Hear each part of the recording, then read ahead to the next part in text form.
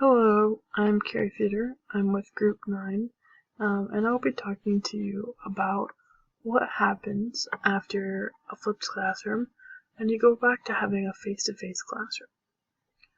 When in a flipped classroom, students are given videos and articles and other things to deepen their understanding of course content.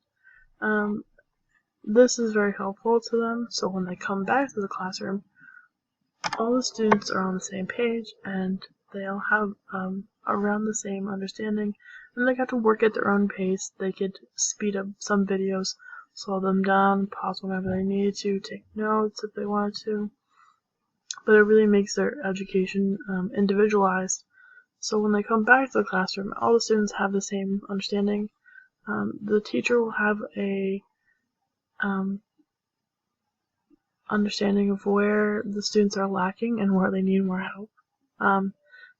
Unlike normally when they would have that kind of information at the end of a course when they finish their evaluations, they'll have that kind of information earlier so they can step in and help the students where they need it, and freeing up some time to do more fun stuff like labs or activities to really deepen their understanding of each concept or course.